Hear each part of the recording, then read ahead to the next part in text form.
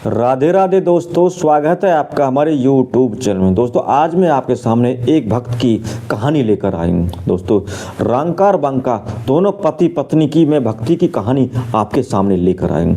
रंका जो है पांडरपुर के लक्ष्मी दत्त पंडित के यहाँ जन्मे पुत्र थे और बंका जो है हर्षदेव के यहाँ जन्मी हुई पुत्री थी। दोनों जब रंका और बंका जब बड़े हो जाते हैं तो दोनों की शादी हो जाती है। दोनों पति पत्नी रंका और बंका महान भागवत भक्ति में इतने लीन होते हैं कि वो उन्हें और भगवान श्री कृष्ण की भक्ति और निष्ठा के सामने कुछ भी नहीं दिखाई देता। दोनों इतने गरीब और दरिद्र थे कि उन पर खाने के भी लाले पड़े हुए थे। कई बार तो उन दोनों पति पत्नियों को रात को जो है खाली पेट पानी पीकर ही सोना पड़ता था। उनके खाने पीने के भोजन की व्यवस्था भी नहीं होती थी।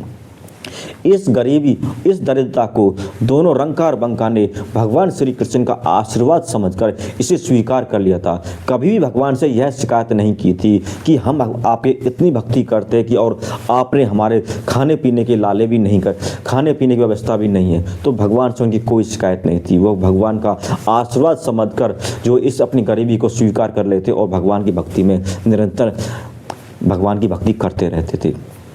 एक दिन नामदेव जी उन दोनों को देखकर भगवान श्री कृष्ण से बोले, हे प्रभु, ये रंका और बंका आपके इतने बड़े भक्त हैं और फिर भी जो इतने गरीब है, आप इनको कुछ देते क्यों नहीं? तो भगवान श्री कृष्ण कहते हैं नामदेव से, नामदेव ये रंका तो मेरा दिल है, इसके बगैर तो मैं धड़क भी नहीं सकता। ये तो मेरा इतना अजीज और इतना भक्त है, लेकिन मैं इसको देना चाहता हूँ, ये कुछ भी मेरे से लेता नहीं है। तो नामदेव जी कहते, भगवान जी ये आप कैसे कहते, मुझे आपकी इस बात का विश्वास नहीं हो रहा। आप कोई इंसान ऐसा कैसे हो सकता है कि कुछ भी नहीं लेना चाहे? तो इस पर भगवान श्री कृष्ण कहते हैं कि तो मैं अपने भक्त रंका और बंका दोनों की परीक्षा लेकर तुम्हें दिखाता हूँ। ये रोजाना जो है लकड़ी लेने के लिए वन में जाते हैं और सूखी लकड़ी इकट्ठा करके उनको बाजार में बेचते और जो वहाँ से पैसा मिलता है उनसे अपने खाने पीने की व्यवस्था करते हैं। ये रोजाना वन में जाता, तुम जंगल में किसी पेड़ के पीछे छिप जाना और मैं जब तुम्हें अपने भक्त की परीक्षा लेकर तुम्हें दिखाऊंगा। तो रंका और बंका दोनों पति पत्नी जंगल में वन में लकड़ी चुनने के लिए जा रहे होते। रंका और बंका दोनों जो है भगवान श्री कृष्ण का भजन ध्यान कर रहे होते, कीर्तन करते हुए अपने धुन में मगन होते और अपने जंगल तरफ जा रहे होते। तभी भगवान श्री कृष्ण जो उनके रास्ते में सोने की असरपी से भरी हुई थैली रास्ते में डाल देते हैं। उस थैली को देखकर रंका जो है रुकते हैं और उस थैली को जो है अपने पैरों से और हाथों से उसे धूल मिट्टी में दबाने लगते हैं। वो उसे इसलिए दबा रहे होते कहीं उनकी पत्नी बंका की नज़र उस पर पड़ गई तो उनका जो है भक्ति में जो ध्यान भंग ना हो, जो मोह माया में ना फंस जाए और वैराग को छोड़ ना दे। लेकिन जब उनकी पत्नी बंका उनको अपने पति को सोने की थैली को दबाते हुए देखती है तो अपने पति से कहती, स्वामी जी आप ये क्या कर रहे हो? तो इस पर रंका यह बोलते मैं सोने की थैली को दबा रहा हूँ ताकि तुम्हारी नज़र ना पड़ जाए, तुम इस थैली को देकर मोह माया में ना फंस जाओ और वैराग से अपना मुँह ना मोड़ लो। तो इस बात को सुनकर बंका जो उनकी पत्नी होती है, स्वामी जी आप धूल को धूल से ढक रहे हो। जब वह अपनी पत्नी के मुख से उस सोने की असरपियों की थैली को धूल कहता है तो वह सोच में पड़ जाता है और कहता है कि धन्य है देवी तुम्हारी भक्ति और तुमने इस सोने की असरपियों की थैली को धूल कहा, मैं तुम्हें प्रणाम करता हूँ।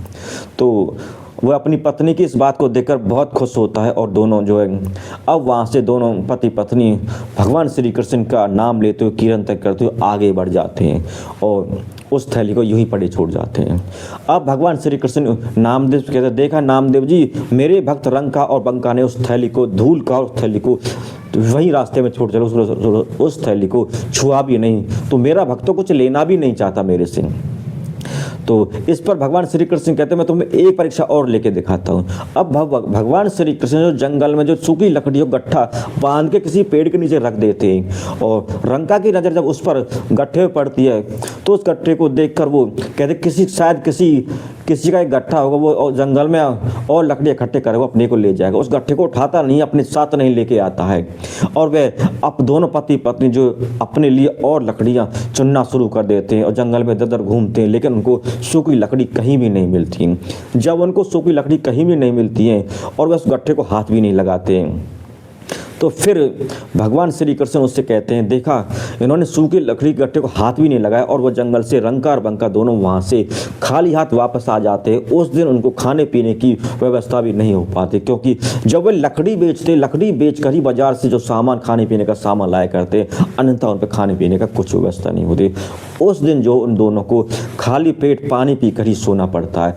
रात को जब सो रहे होते तो पति पत्नी आराम से बातें करते हैं, तो रंका अपनी पत्नी से कहता है, देखो देखो देवी जी, देखो देवी, जब हमने सोने के भरी 80 रुपये के थैले को देखा ही, और देखने से हमारी इतनी बड़ी गत हो गई कि आज हमें खाना भी नसीब नहीं हुआ। अगर हम उसको उठा लेते, अपने साथ ले आते, तो हमारा कितना बुरा हाल होता। तो दोनों पति पत्नियों की भगवान श्री कृष्ण की भक्ति में इतनी बड़ी निष्ठा थी कि उन्होंने सोने से भरी 80 रुपये का थैला उठाया नहीं, और भगवान श्री कृष्ण ने जो उन्हें सूखी लकड़ी का गट्ठा दिया था उसको भी उन्होंने छुआ तक नहीं। तो नामदेव जी बता, देखो देखो नामदेव जी, मैंने अपने भक्त को देना चाहा लेकिन वो कुछ लेता ही नहीं। तो नामदेव भी भगवान श्री कृष्ण की बात से सहमत हो जाते हैं और अपने भक्त रंका और बंका की भक्ति को देखकर भगवान श्री कृष्ण खुश होते हैं और नामदेव भी उनको प्रणाम करते हैं कि रंका, धन्य है रंका और बंका की भक्ति। दोनों पति पत्नी भगवान श्री कृष्ण की भक्ति में इतने घुल मिल जाते हैं कि उनको मोह माया से बिल्कुल परे हो जाते हैं।